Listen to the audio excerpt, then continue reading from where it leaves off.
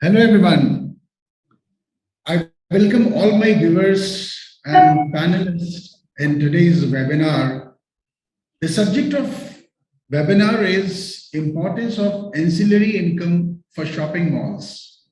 We have with us eminent personalities from the industry who shall be sharing their views on the subject. So let me introduce you to our panelists. We have Sunil Shroff. He is head property management, Lakeshore India Management. Then Mr. Manoj Agrawal. He is a managing director and founder, Manoj K. Agrawal Consultants Partners. Then we have Mr. Sanjeev Mehra. He is vice president, Quest Mall. Mr. Nitin Beer. He is vice president, Infinity Mall. And Mr. Sanjay Jan. He is vice president of DB Mall. So Sunil Shroff, he shall be moderating the session. So over to Sunil. Thanks, Ajit. It's a pleasure to be between my colleagues, and thank you to Sky for organizing this very touchy and nice subject for all of us in the mall industry. Uh, I would like to welcome my colleagues and my panelists, Sanjeev, Manoj, Sanjay, Nitin.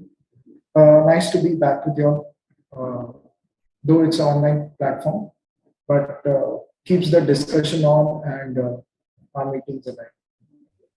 Thank you for all the other guests who have joined us. Not many, but yes, they are joining in. Would like to start off this discussion on ancillary income. I think so. All of us in this industry have been responsible at some stage in our career to do this as part of our EBITDA build-up or NY build-up. And it's quite interesting.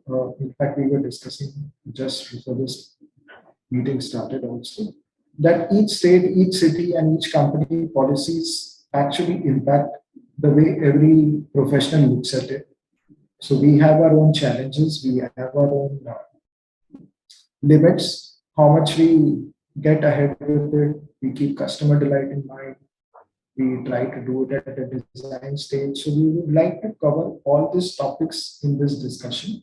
And at the end, we would like to take up Q&A sessions from all our guests also. The first pointer which I would put across to Sanjeev is how important has each company felt that this is to their bottom line from the commercial point of view, how touchy it is to the EBITDA, and how has he perceived it in his career in various assignments. When I say various assignments, I would like him to focus also on how a luxury mall differentiates it from any other. Over to you, Sanjeev. Thanks. So I think it's very, very important, and we all know why it is important, because according to the figures that we have dealt with, and having dealt with mass mall, premium to mass mall, mall, and then of course the luxury mall. So three parts of it, and each of the malls of how and which genre and TG they serve, the ancillary income becomes very, very important.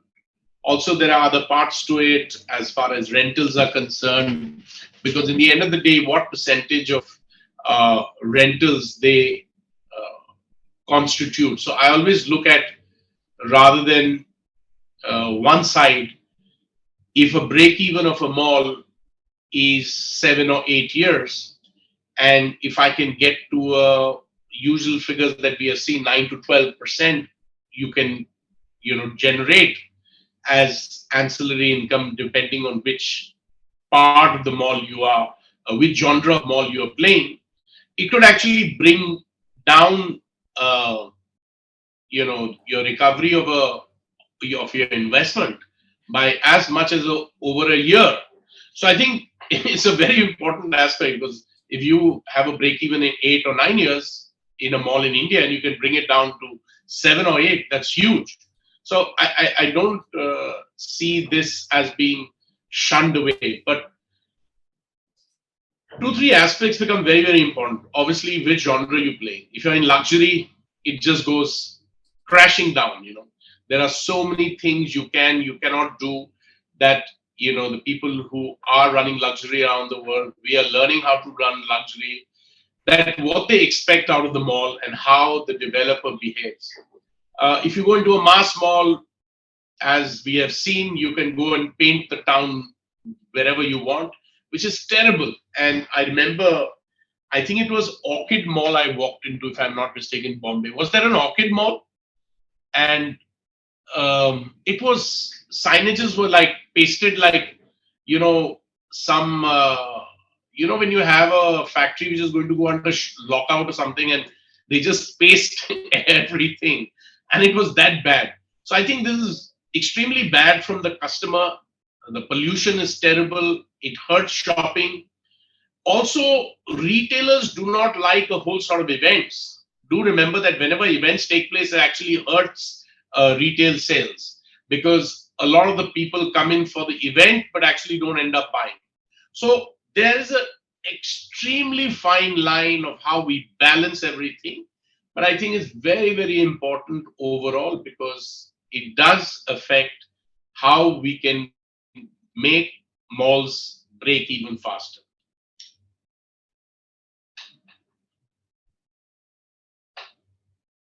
That was a good point you mentioned. Break even of a mall. Dislikes by retailers. Just would like to also emphasize certain things are liked by retailers. They insist they want to do a baggage fest, they want to do a denim fest, they want to promote their products in the main atrium. So there are pros and cons. Would like Sanjay also to elaborate on this further. Sanjay? Good afternoon. I fully agree with Sanjeev on necessity and its importance towards EBITDA.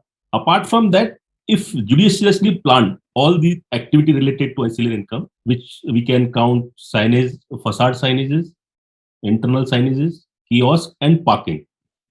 So all four, apart from parking, all three can play a good role in increasing the EBITDA of the mall without hurting the retailers, unlike what Sanjeev has mentioned. Because sometimes everything cannot be leased out to fulfill customers' need, because of the tenure, or because of the availability of the seasonality of the product. So those things we can put in our kiosk and festival things that can add to our uh, ancillary income part. Similarly, the signages we can plan at the initial stage itself while designing the mall, that without looking bad, they are informative enough and they are adding to the income of the mall. So, like, we have a policy that whatever product which is available in the mall, we do not allow outsider to advertise in our mall, so that customers cannot be driven away from the mall. They Every communication should support our retailers. Like, we don't put multi-brand mobile kiosk in our mall, because they will hurt the sales of our existing mobile sellers. So if judiciously planned, they will help each other, to retailers, to the newcomers, to the brand promotions. So, and eventually it is adding to our mall, adding to our NOI.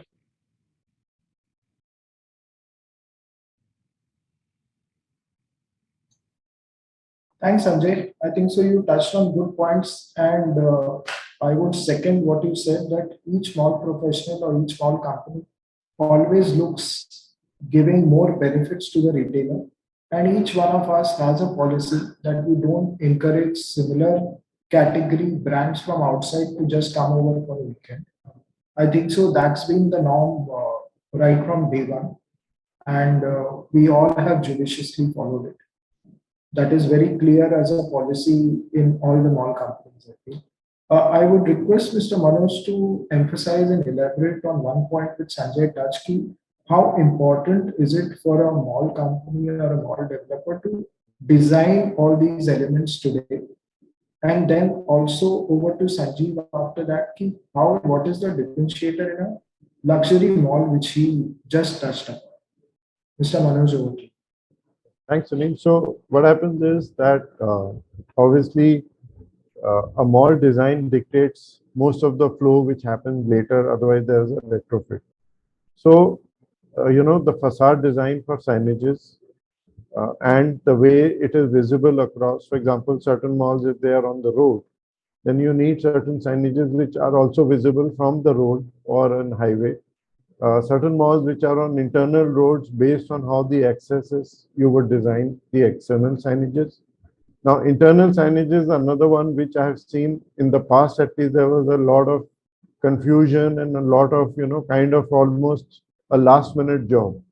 So that is very important because as we all understand that both from support and revenue angle, those signages are very, very crucial because it depends, it provides visibility to retailers as well as it provides substantial revenue. Similarly, I've seen certain malls in the past over the last about, let's say about 16, 17 years, where we have found that the atrium space, if the atrium space is provided, it is not accessible. If it is provided, in some cases, it interferes with the retail experience of some of the stores which are in and around this.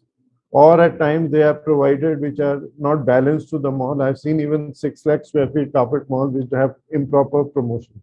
So all I'm trying to say is that at the design level, this is very, very important. And my suggestion also would be that the kiosk spaces are pre-identified and accordingly equipped MEP wise and also put in the floor plan so that tomorrow there is no problem, as far as the authorities go, because there is a clearance element to the entire, retail space you have, which includes kiosks. So that should be provided. And last but not the least is the high visibility signages on facade or a drop down or certain critical area of the mall. They need to be focused and they need to be on the ball because they get you the biggest money.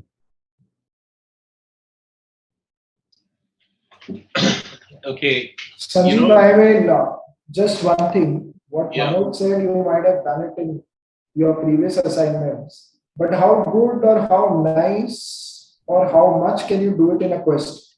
Actually, it's very funny and it's very interesting because Quest is now going through a churn, and we are finishing the first set of 9 years. So we are actually going to go more luxury. So when that happens, this subject becomes very interesting because it's even going to go for us. It's actually even going to drop because we've been rethinking, redoing how we are going to do it. Now, funnily enough, what Manoj and Sanjay said. I think before I go to luxury part, there are two, three things on the premium malls I think we should remember. You know, whatever the architect does, and since I've done three of the malls and all the three different stratas from mass, premium, and luxury, however well the architect decides, 15% of your space never works. Okay. And he will tell you that. So my conversations with people like Bhushan is, dude, 15% is never going to work.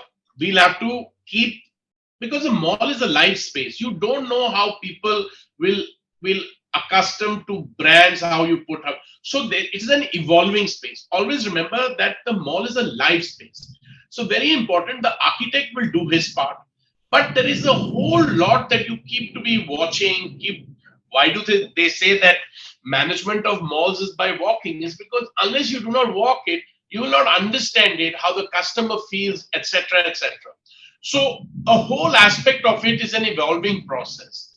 And how kiosks will work, where will it work, why it does not work, why F&B works in some place, why it should be, you know, I the architect is is doing this. You are doing from within, because once he's made it, then he needs you to be, knocking back to him and saying, this is not working. So when we did it with RTKL, we had to come back, this part is not working, this is not working. Then they'll work, they will, advise you things, you will travel, you will see. So a lot of this part we've had to learn, at least in my last 15 years, I've had to learn that the mall, there are a lot of parts which will not work, and you will have to adapt different things to make it work.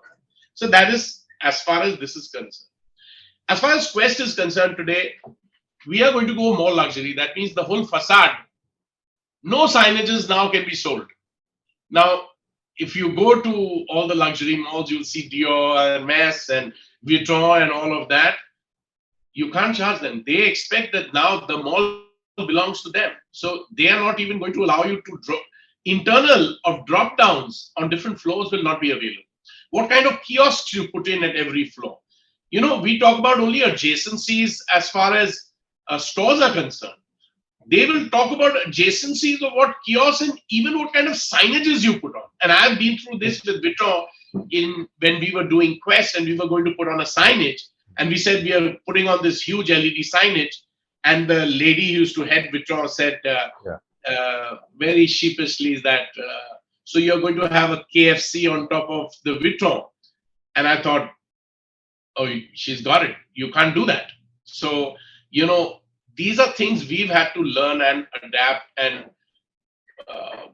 we are going to face our own challenges as so you are going to see another whole dimension of luxury 2.0. Now, etc. Emporio just serves luxury. We also have a little bit of a premium market. Now we're going to be differentiating between luxury and luxury to premium, bridge to luxury. So that's another strata that we've had to create. So I think these are all challenges. One very important thing is all malls must have a guideline. When we worked with Bentel for South City or RTKL, they gave us a very clear guideline of do's and don'ts. And I remember walking the mall with Bhushan and with John at RTKL, and they used to tell us what you should do and what you shouldn't do. What is pollution and what is not. Visual pollution is terrible. It hurts stores. So, it's a subject you have to learn. You have to be able to say no. The very difficult part, the guy will say, sir, hum 10 lakh rupiya laake aapko de rahe hain, yahan pe karne dijiye. And it's very, very difficult for you to say, listen, it's 10 lakhs, it's COVID time, take the money, let's run. But the smart thing, the difficult thing is, do not break your guidelines. Do not break these guidelines because it will hurt you in the future. So the policies Precedents. policies by each mall company or mall has to be very clear on this aspect. Correct. Yeah, Thank Manoj, you wanted to add? So I'm saying like, for example, at Quest, he said he has a small, but he has an effective premium segment as well. So internationally also, if we see across, wherever there is a mix of luxury, premium, and maybe some mass, the zoning of the mall is accordingly, and the luxury space is then isolated from the rest of the mall. So that, these interplays of kiosks and signages and drop down and XYZ don't even feature. While in the premium, they are a little less, and in the mass, they are a little more, but they are all balanced. So I agree with Sanjeev that it needs to be balanced. However, in the last 8-9 malls which I've launched, which are premium or mass, what I find is that I'm not trying to say that we should flood the things with visual clutter, because that is something which nobody wants. But it is an important segment. You need to balance it, I agree. And to the extent, I also agree that it is a little bit of an evolution. But overall, at the design stage and with operators or with people who have run malls, it is important to involve them to be able to get an insight into this space as far as the architect is concerned, because the architects have also evolved design-wise on this. So that needs to be a partnership at the design brief level and subsequently when the detailing of the design is done. That's about it. So coming back to what Sanjeev said and what Mr. Manoj said, we definitely all agree that Also, the final decision making, 15% percentage of that influencing happens through internal mall guidance or internal mall signages or internal mall promotions or the storefront of the retail. And like Sanjeev rightly pointed out, whether it's a luxury brand or a mass mall also, you cannot do injustice to a retail storefront because of a particular promotion or a signage by a mall that we all know. And internal policies of a company also should be there in place to keep the design aesthetics throughout the lifespan of it. Next point, which I would like to open for discussion with Nitin is, Sorry, Sunil, one thing. Haji. The guidelines also need to keep evolving. I think, when we start a mall, I mean, we start with some set ideas and guidelines. And as you evolve and you mature and you go and your zoning changes, these guidelines also need to, what becomes is, oh, ye likha hai, ab isko man nahi. Can it be better? So I'm just saying that we must be able to tweak because this is a live space, it's an evolving space. So even guidelines need to be tweaked. So as long as it is balanced, keeping customer delight, retailer convenience in mind, Absolutely. Sanjeev, your point is quite valid. It cannot have the balance in one set only or only focus towards EBITDA. So that also we need to be clear. Nitin, up to you. I would like to start a discussion on how all this ancillary income, whether you call it X, Y, Z, or all the four things which what Mr. Sanjay mentioned, how does each city's statutory authority, rules and regulation play an important role in it? And how, like when you initially design it also, if this is not kept in mind, how does it fall flat? As the things have changed over the time period and stuff, with specifically with the new malls and designs coming with digitalization and everything, the new malls are designing their ancillary space on the facade and inside with more digital screens and stuff. So it is more coming under the scanner of the government norms and statutory compliances of various cities and India because certain malls, as Manoj sir said, rightly there and on the main road, some of the within who have a depth to move on to. So incomes are being changed from what the malls were being designed earlier with signages, incomes, ancillary flea market spaces in the front or the back. The statutory norms are changing city-wise. So what we are planning is different right now. What let's say South India, certain malls which are on the main road, they're not permitted to switch on the digital screens anymore. Though they're invested on a huge amount because as per them, it's expecting the traffic coming up. They get not exactly looking at this. They move around, they see it across, and they get distracted and can lead to norms. So your ancillary income, what you have planned or envisaged, goes for a toss in certain malls and stuff. Norms for other reasons and stuff. Again, open area norms are changing in cities. In north are different and south separately. So certain areas you take your open area, you have your flea markets, your promotions incomes are permitted easily. In certain cities, you have to take permissions from the government bodies across and take a licensing fee and everything all go across. So that is what you're looking at for this point of view from both. If I'm making sense on what Bangalore, Hyderabad, or Mumbai is going through. I'm talking about three specific cities and Chandigarh. They have different norms for across. The cities I've worked in, where you have different set of rules for a same set of advertisement being displayed. You have a different rule altogether. I've even come up to a city where a laundry ad is not permitted within a mall perception, saying it is against the local culture.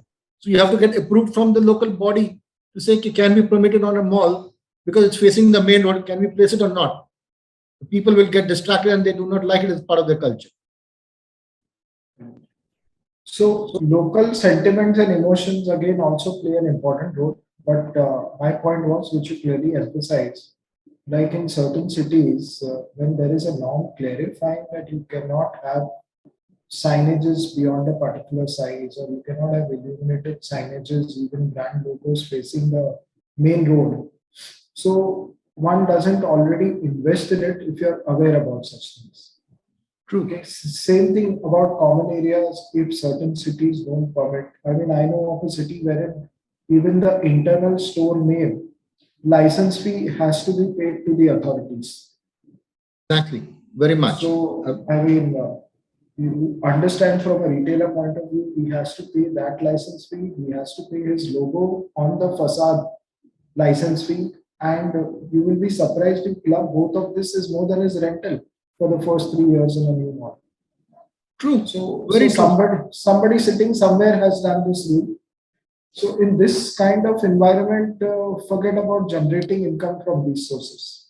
So 30% or 40% of our country where we organize malls are also is filled with such litigation. So this is some food for thought for Mr. Anjeev or Sky, which we will leave at the end of discussion. How to make this more, part of a particular municipal corporation rule and give some leeway to a mall company. So that would also be our conclusion to it. Sunil, one thing Ajay, is there are some global standards of correct, retail. correct. You know, funnily enough, we travel all over the world and we see what happens. And we are going through the same evolving process that other countries have been through. I've seen when I entered England in the 90s and I was living there were no malls. I actually saw the first advent of malls coming. So, in the end of the day, there are some global standards which are set of how things are run, what are allowed and not allowed. When Sky actually makes, their case to all of, because we are not recognized as an industry, which is really shocking actually. But since we are the last mile to everything that you produce has an industry, but the one who sells it doesn't have it, is very, I've always been advocating it. And when we go towards the authorities across the country or in the local museum, we should always say, see, these are global standards. We should follow global standards. And of course, they will say, no, no, we don't care. We want to follow our own standards. But yeah, there has to be a logic and play. So if we have the global standards with us all the time, at least there is a point of argument. Otherwise, they say, no, no, no, you bring, that city does this or this city does that. Idea is always to evolve and become better, not to go the other way around. So I think it's very important for us as Sky also to put this down as what are the guidelines and standards that happen across the world. Completely agree, sir. Completely agree. We need to learn from more mature markets how we are a community place and how we also benefit the statutory compliance authorities. So there has to be some benefit coming to us, wherein we pass it on to again to the community.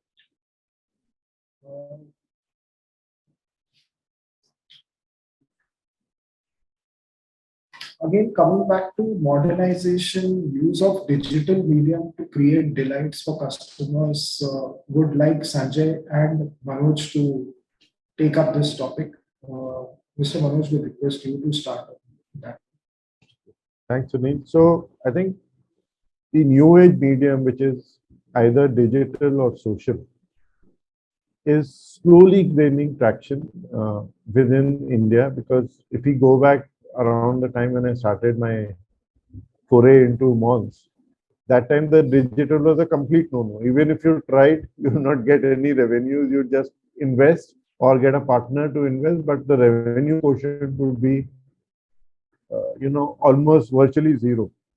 But today, with certain thought out LED screens, LED walls, and some adaptation to what the retailers want. Because, for example, I've seen malls where there is a vertical signage, much like a phone touchscreen, while which the retailers don't have any content because they want a horizontal screen. That's where the content is. So those things are also there in terms of design. But what I find is that slowly the digital space, which is in mall space, digital space, is getting a little bit of traction, but it has as yet not reached a very high level, unlike Southeast Asia. The other part is that if we go, there are revenues today where on things like a website or a mobile app, even if you're not able to get revenue, at least you can highlight certain promotions, certain offers, certain retailers, maybe an indirect source of revenue. But those opportunities are slowing, and same thing, anyone, if you see today on social media space, are featuring certain brands, certain offers, certain promotions which are happening, certain events which are happening. Now the next thing is that, are we in a position to really monetize it. Today, it is more like an add-on support to retailers and others and a visibility to what you are doing in the mall. The question next is that much like a Google ad or any of those things, can you do a little bit of a mini Google in your digital media or social media? That's the question. It has not happened yet, but in due course it will happen. Then holographic images, some kind of 3D projections, all that stuff will come, but it's a very, very slow process. So these are opportunities for the future. Maybe not today, maybe in 5 years. Like when I started, just to say on this, we had an hope that maybe in about 5, 7 years, things would evolve into the digital space. They have evolved, but extremely slowly. And again, today I'm saying that it's again 5, 7 years, maybe it will happen. So it's a very, very slow and evolving process because, as you know, everyone has a lot of screen time. If you are able to grab some attention from the user of a phone or a website or a computer or a tablet, and you are able to then later monetize it, then that's an opportunity. But it is a very, very slow process. I don't think that opportunity is that large in any way or that significant that you said, okay, let me do this. It's actually the cost and the advantage part, Mr. Manoj, Yes. which you emphasize. Yes, Sanjay? I completely agree with Mr. Manoj. Digital signage is good as far as aesthetics are concerned, good to look, but converting them into allied revenue, it, it will take a few more years, especially in our kind of towns. So we have our digital screen since inception 12 years back, but till now, I don't think we will be able to make any money up till now. So it will take some time. Can I? Yeah. We've actually started making money. So I want to share this with you. Please. We face the same problem. We weren't able to sell because static sells like this, right? Is there forever. Digital was not selling at all. Then we started. What has happened is you've had Instagram, you've had Facebook, as Manoj rightly put it. You have to connect all of it and then make it a package. See, how it works is the mind works very differently. A digital space has a unique 3-second option. So when you're in the mall, they say that your attention span to a screen is about 2 to 3 seconds. Yes. However, there is something called repetitive connectivity, and which we found that because people are putting out the same, 6-second, so we've limited it to 8 seconds. So you have a 8 or 10 seconds. I can't remember, the marketing team does that now. But usually your ads run between 8 to 10 seconds. So if you're walking around the mall, you will get that for 8-10 seconds, then it'll flip over.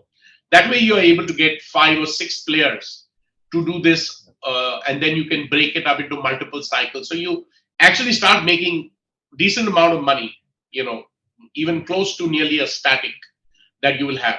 But what it has to do is it has to be created in a package. And that is where we found where we give him an option of outside, inside, connected with his Facebook, the Instagram ad. And what is this connectivity is that the customer connects the dots when he sees, oh, this, I've seen it somewhere. And he says, oh, this ad came to me on Facebook or it came to me on Instagram. And then the brand has recognition through connectivity. So it's a process. As Sanjay says that, they've had a tough time. But I think the marketing teams in the mall have to now start packaging them. And then, you lure them that. So what we did was we gave them free for a certain time. Yes, exactly. And It then, goes free with the other medium of. yes. So you package it, and then he starts realizing. Then you ask him that he's got his visual ads also running on social media. See, the great thing is that social media has done a lot of work for you. And here is where you have to tap in and say how you can connect them. So this is how we've been able to manage to do it. It's not, I wouldn't say that it is phenomenal, but we have broken more than what we thought we could ever do. So Sanjay, where you are having this issue, is if you actually get it, I will share, offline with our marketing team, how they packaged it in the initial, and then you can have this breakthrough. Thank You you. know, No, I think just I'll add a couple of lines here. What Sanjeev is saying about packaging, I think that's a good initiative. However, it's now a question of, as a package you sell, then what is the percentage share that you are getting out of the digital space, and what you are getting in static, and are you actually monetizing Instagram and Facebook really to promote?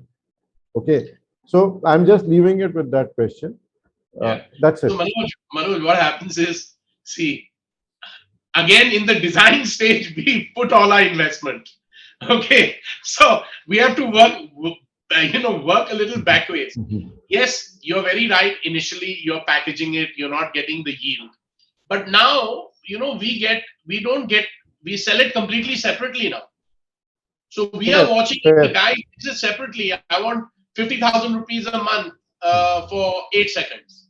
So Fair. many cycles. So those are just called bumper ads in the kind of digital things on YouTube and other places. Bumper ad 6 to 8 seconds. I understand where Yes. you're coming from. Yeah. So Absolutely. I'm saying that for us on our digital screens, we are able to market hundreds of those cycles. So again, Perfect. it's a Excellent. process, but yeah. Thanks, And Sanjeev. again, but then he's in a different market altogether. A luxury mall can market out here. A mass mall cannot. With No, in your actually, luxury mall, in a we luxury have mall, to wait. a Merc or a BMW will give you an ad to promise. You will Yeah, not run a McDonald's ad out there for 8 seconds in your mall, which is yeah, what the we True. do. mass That is mall We will do. true. prefer. We do. We do. Okay. Chalo. But the point is, in fact, actually, luxury don't do so much of visual runners. It's actually the mass and the premium. The luxury are very static because it's elegance. It's a one shot, and that's how they do it. So it's actually a little bit different. But you Are will you telling find. me? Sorry. Are you telling Sanjeev? Are you telling me you're running KFC and Burger King ads on your digital media right now? They are the most readily available. They No, are the no. most readily available right now in the mall. No, you will run the luxury gives you static. Yeah. They will not run a 6-8 ads. It's the 6-8 ads will always be running from the premium and mass brands and food brands, etc. But yes, on the screen at the present moment, we have KFC Pizza Hut running. Why not? But as you go forward, as I tell you again, now food is a very big thing. So you'll have restaurateurs, giving you your 6-8, reels. Sure. But luxury, very, very seldom. Very seldom. They are very strict on what. So, very interesting thoughts and very interesting practical thoughts, Experience. which, yes, what we have implemented across in our careers. So, it became very interesting. So, would like to summarize it. All of us have agreed to one thing, that in each stage of the mall, it is very important. Right from the design stage, today, we are all cautious that we have to design it. We don't overdo it. We build policies for it. So these were the words which were not thought about 10, 15 years back when we all started working in this industry. It's more organized. I think so. There are a few agencies at national level also, which we as small companies have been using to do tie-ups rather than directly interacting. So that is also matured up in this industry. But yes, few things are very clear, that it is very important to plan. It is very important part of the EBITDA. In a new mall or a luxury mall, it could be less compared to EBITDA, like a 2 or a 3%. But in a matured mall or a mass mall or a premium mall, it could go up to 15 or 17% over a period of time. And like Sanjeev rightly said, it could reduce the gestation period for this business model. We also have challenges in the form of statutory compliances and new norms coming up every year or every 2 years or 3 years in each municipal corporation, which is the place where, Sky or Rai together can talk about it, fight it out, and take it up at a legal level through building, some rules for each corporation to adhere to when they give a permission for a mall. One topic which we have not touched in is we all are talking about malls. Today, we have also seen our modern airports being developed, our modern railway station coming up, and due to the state of the art national highways that we are having, even food parks coming. So, though we are not linked to it directly, but we have all experienced and seen that part also building up and utilizing and taking care of this ancillary income.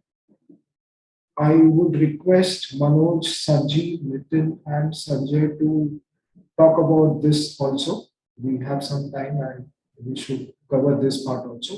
And maybe next time I will request Ajit to have somebody from airports or privatized railway complexes also with us, which will give us an idea.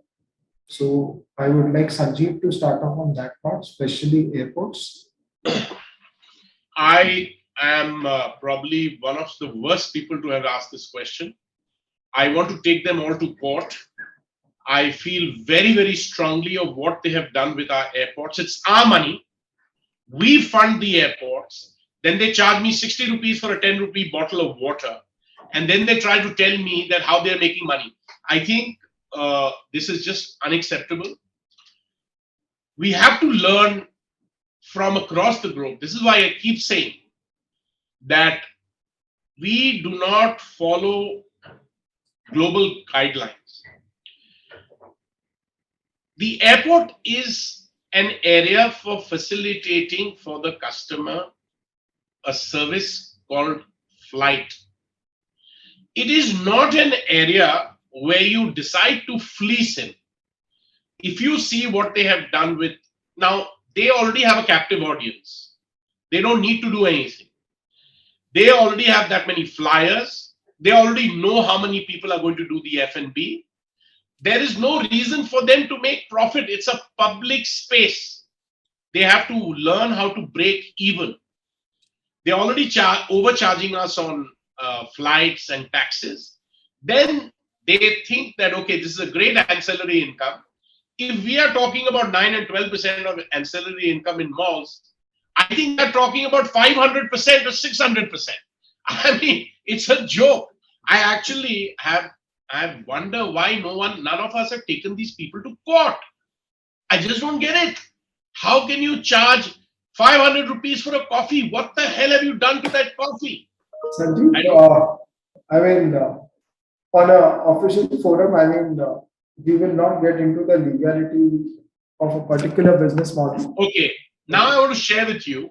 You know, I was in Singapore a couple of weeks back, and I think I saw probably one of the most amazing malls I've ever seen at the Jewel. And they must be having, I think, over 100, 120 restaurants. I walked 2 cycles, I couldn't walk anymore. And they must be having over 100, 120 cycles. And out of every restaurant, and this was 4 o'clock in the afternoon on a Saturday, every restaurant had a queue outside. They couldn't be charging the kind of, rentals if they were to sustain something like this. But they have managed to do this exceptionally well. That's why some of these global guidelines of airports and what they charge as leases and how they do it and what percentage of them, somebody has to tell this to the Airport Authority of India or whoever these private operators are. Because I do not believe that this is an ancillary income in percentages. There's got to be a cutoff as to what you think. So I can't answer because it angers me as to how we are not helping our customers. One way it's good. When they come to the malls, we don't have to justify why we are charging 200 rupees for a coffee. Maybe that's the better part of it, because they said you paid 500 at the airport. This is actually cheaper. So maybe it works that way. But it's a very difficult part. And I see the railways, they are doing it, not to the extent that the airports are doing it. But I think these are huge opportunities, but there has to be a balance. These are all public service places. These are not private spaces where we've actually had to invest. There's a difference. Our money has gone in to make these airports. but private money has gone into make malls. There's a little bit difference in that. But anyway, that's I So, frankly. Sanjeev, today's model is every airport is privatized and there is a Yeah. private and a government partnership. But yes, one thing we must all agree that we've got a host of services waiting for us, whether it's an elderly, whether it's a kid, whether it's a Starbucks cafe delivering to your, even if it's the airport is long, they got special delivery guys Yeah. standing there. So the level of service, the kind of promotions, the kind of hygiene, all that is there. They have a separate division, non-aero income. Yes. We don't want to get into that. We will have one of our colleagues maybe join us. But it's flourishing. And there are learnings for people like us from there also because maybe they have better budgets, bigger areas to play with, and they are doing things in a better way, specifically digital, what we were debating. So that is where I was coming from. I will agree with you because airports are the first one where we found digital screens and around the ways you're moving in the country, the first one to get digital screens all around. Correct. And even the pop-up concept of the pop-up stores coming up in the empty spaces, Correct. those car things out here, which are going you have promotions with vehicles, cars, and things coming up. Because as you said, there's a captive clientele, yes, but that is a target clientele for all the malls. What you're looking at, Yeah. high-paying travelers who know where they want. You have all those things. What we're getting into a mall today, we're doing a pop-up stores and kiosks for your perfumes, your liquor stores a little bit across. That's what we're ending up right now. The candy stores, the cocoa marts, and everything. What are coming up with the wafers thing? In It's fact, you're correct, Nitin. They have given confidence to a brand like Haldiram or Chinese Bakery, or through them after getting good encouragement in sales at an airport. Now these brands are entering malls also. So exactly. it's helped. That's why you get all the stuff. Today we are all looking at across. If you go to any pop-up store, maybe Sanjeev had a shortfall at one of the coffee counters, but we didn't. Nobody told him to go to Starbucks. He could have gone to the small kiosk out there and taken it a little smaller chat. Yeah. Each to his own. As I a, would- yeah, ma'am. Yeah, ma'am. Please. So I'm saying, see, what happens is that, as you rightly mentioned, most of the airports have an investment arm from a private entrepreneur, whoever they may be. And what we have read in the press is that because of various reasons, there have been times when they have had a major downswing also of business. So there is a particular business model in short. Like if we talk of our mall, we have a certain business model and there are certain components of revenues and costs. Same thing goes for the airport, but we'll not go to that P&L side of it. But what happens is, yes, on digital part and the monetization of digital signage or a backlit signage, I think the airports have initially taken a lot of lead. However, I will also say that the airport advertising is also very expensive as compared to malls because they give, negotiated type of contracts as a kind of an auction type of a contract. So the pricing which somebody gives to run those signages is also very high. That's why this advertising cost is very high. Also, what happens is if we see in my earlier companies, they had a department store at, I think they, if I remember rightly, Bangalore airport, where their trading density was the highest. So when you have that kind of revenues there will be also a higher cost. I'm not trying to say that you should overcharge on meals or coffees or not that. I'm not going there. But what I'm trying to say that airport with the captive audience, they have a big opportunity. They are trying to encash it at best. Now, for example, I go to a particular airport. So if you see, as Nitin rightly mentioned, you have a Starbucks which they have their price point. You have a local vendor who doesn't have a Starbucks experience, but their coffee is very, very cheap in comparison, right? So we'll not go on that, but I'm saying that the airport side, there is the thing to learn is how to be able to provide solutions. For example, the seamless type of LED solutions which are there. If you walk today, it's like you don't make out there's an edge or there is, any gap from whatever they are displaying. So then what happens is that those experiences, I've seen a couple of multiplexes and others who have got that concept forward. I think it's time that in the appropriate place, we can have a digital wall or a seamless type of a digital display, which doesn't seem as if there is any edge. So it becomes like an infinite display of sorts. So that kind of concept one can adapt, one can use to provide a visual flavor. However, I would still say that all this needs to be balanced because in the airports, there is limited opportunity to advertise. While in a mall, you have spaces, but again, those spaces are restricted. Now, the question is for somebody who is owning or operating a mall, do you want an LED wall in your atrium? Do you want it in your food court? Do you not want it at all? Do you not want an LED wall, but you want a wraparound or a pillar? So those options are available. Now it's a question of what flavor the operator and the customer prefers. If they find, for example, I'm sure in Sanjeev's space, if he had to have a digital wraparound thing where his luxury brands are, then they'll say, what the hell, what is happening? Right? But if you have it on the premium section or on the food court or something, you have some options. So in short, what I'm trying to say is the airport model, whatever they have, there are certain learnings in the way those things are done. And that's what we need to do and then adapt it within into our mall spaces. Agree to that point and what Nitin said. One more thing I would like to add on is we all have implemented a pause connected ADSR with our retailers in the mall. So I believe we all should be thanking airports for that because that is where the culture came in our country and we were able to take it forward. So they have been trendsetters also in certain categories for us to learn. Yes, but it cannot be overdone, whether it's a mall or an airport. But yes, they are taking it very seriously and it, it is a lesson to us also. We cannot ignore it, definitely, as our part of it. So there have been questions asked by a few of the attendees. What percentage should they plan or look for? So based on the conversations that we have had, there is no standardization across malls or cities. But definitely it is important and vary from a 2-3% or 15-17%. That is a clear answer that we are getting.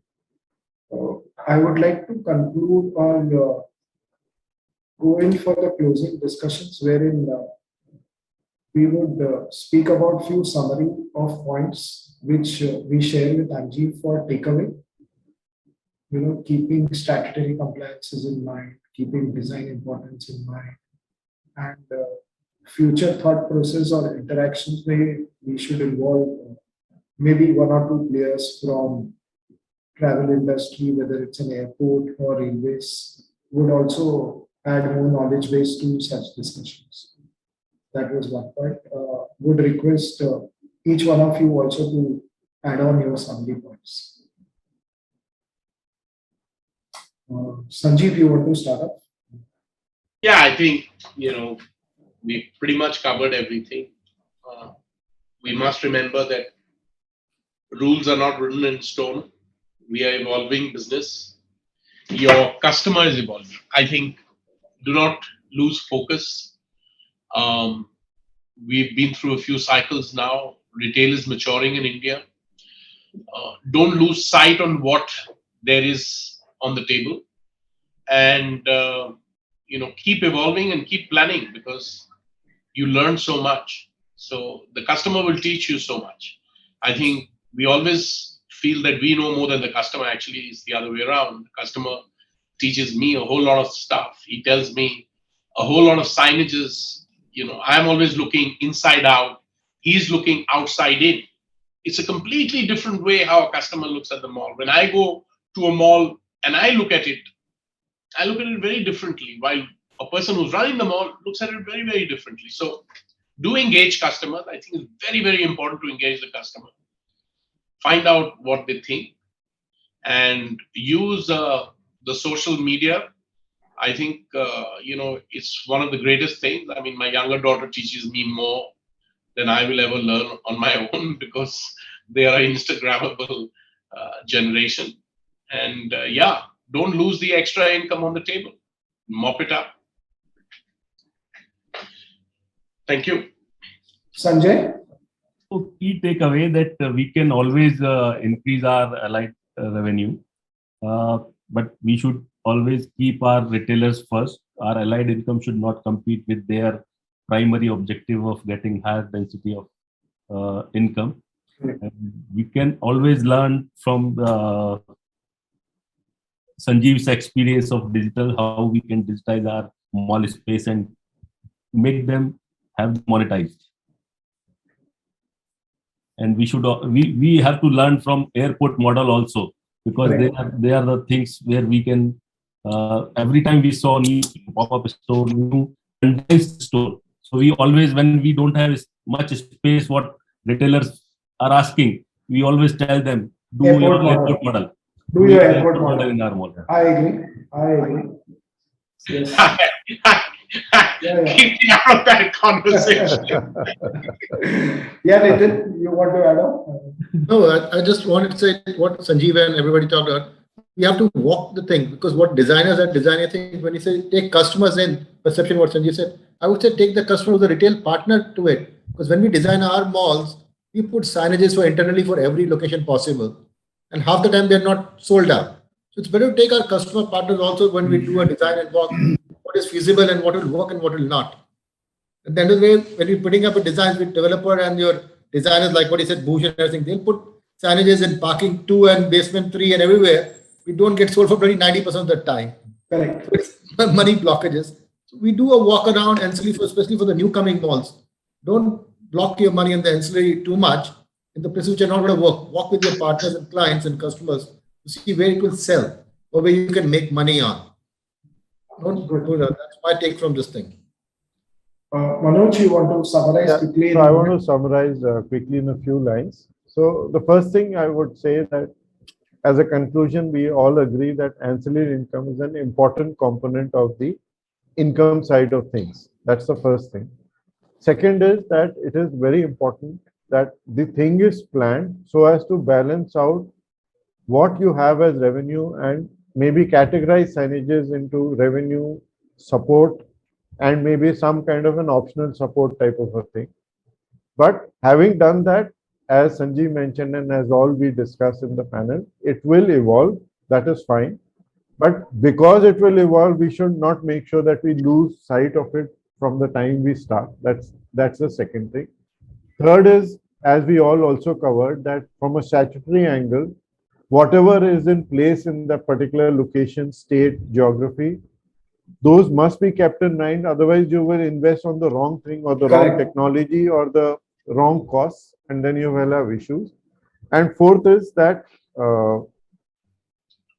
that while designing all this in today's space and for tomorrow, keep the digital side of it and maybe the packaging side of it, what Sanjeev was mentioning. Try to work on that and try to leverage a mix of digital, static, and an on-ground type of a exposure to it. I think that would be my summary on this. Fine, Manoj. Thanks, Sanjeev, for getting us through. And believe me, it's always a pleasure to have Sanjeev Mehra in a panel. Yes, I agree. So, I mean, even if it's afternoon time or early evening, thanks, Sanjeev. My pleasure. All of us, we are part of the industry. I just try to make it fun and nobody should go to sleep. Correct. And, so it's great having all of you guys and seeing all of you guys after a long time. Thank you very much. Thanks. The session was really very interesting and enlightening, and I hope you all must have enjoyed it. And I thank you all my panelists for sparing their precious time and sharing their views. With this, we end our today's webinar. Thank you, everyone. I would like to thank everyone at Sky for having set up this panel and invited everyone to be able to share our experiences with them. Thanks, Sanjeev. Thanks. Thank you. Thank you. Thank you. Thank you very much.